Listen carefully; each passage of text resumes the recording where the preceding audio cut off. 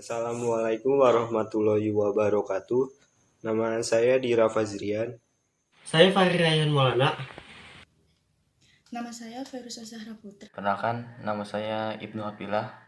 Nama saya Ifti Azra dari kelompok 3 kelas 12 IPS 4. Di sini kami akan menjelaskan tentang kebijakan-kebijakan pemerintah pada masa pemerintahan Megawati. Megawati Soekarno Putri dilantik menjadi presiden melalui sidang istimewa MPR pada 23 Juli 2001.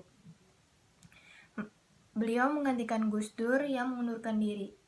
Megawati menjabat menjadi Presiden RI kelima selama 3 tahun hingga 19 Oktober 2004. Pada masa jabatannya, Megawati membentuk kabinet yang diberi nama Kabinet Gotong Royong. Kabinet Gotong Royong terdiri dari 30 menteri dengan berbagai kebijakan sebagai berikut.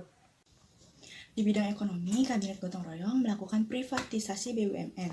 Privatisasi menurut ketentuan pasal 1 angka 12 Undang-Undang Nomor 19 Tahun 2003 tentang Badan Usaha Milik Negara adalah penjualan saham persero baik sebagian maupun seluruhnya kepada pihak lain untuk meningkatkan kinerja dan nilai perusahaan, memperbesar manfaat bagi negara dan masyarakat, serta memperluas kepemilikan saham oleh masyarakat.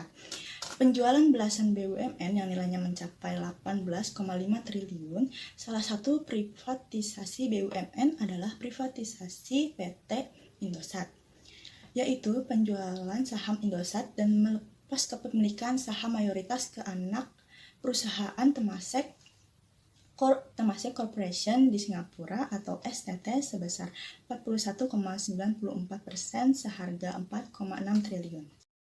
Di bidang politik, Kabinet Gotong Royong melakukan pembentukan KPK.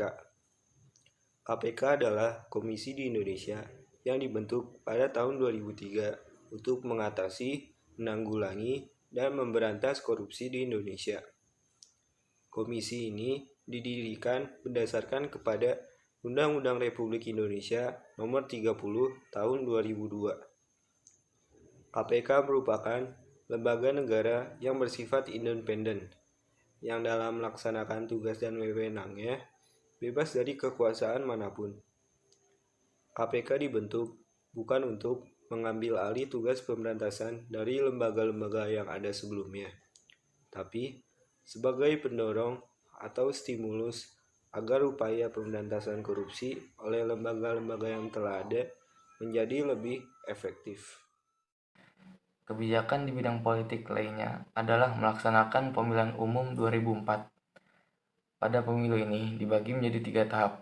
Tahap pertama, pemilu legislatif. Tahap kedua, pemilu eksekutif, putaran pertama. Tahap ketiga, pemilu eksekutif, putaran kedua. Pemilu legislatif ini diikuti 24 partai politik untuk dicalonkan menjadi anggota DPR, DPRD, dan DPD. Sedangkan pemilu eksekutif merupakan pertama kalinya pemilihan presiden yang tidak dipilih oleh MPR, melainkan dipilih langsung oleh rakyat. Dan pada pemilu ini, presiden dan wakil presiden tidak dipilih secara terpisah, melainkan memilih pasangan calon presiden dan wakil presiden. Pada masa pemerintahan Megawati, kebijakan politik Indonesia mengalami perubahan, yaitu menempatkan kembali ASEAN. Sejak semula, politik luar negeri Indonesia adalah bebas aktif. Indonesia senantiasa memelihara kebebasan dalam menjalankan politik luar negeri guna melaksanakan kepentingan nasionalnya. Namun, berbarengan dengan tragedi 9 September 2001 memperlihatkan sikap aktif Indonesia untuk menggalang kerjasama regional ASEAN dalam memerangi terorisme. Dan pada tataran internasional adalah kesediaan Indonesia untuk mengirim pasukan ke Afghanistan sebagai bagian dari pasukan perdamaian PBB.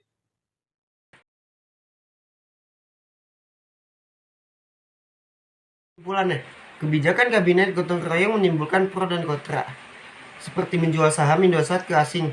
Namun, dari kebijakan berikut dampaknya dinilai cukup baik. Kurs rupiah yang semula 9.800 pada tahun 2001 menjadi 9.100 pada tahun 2004.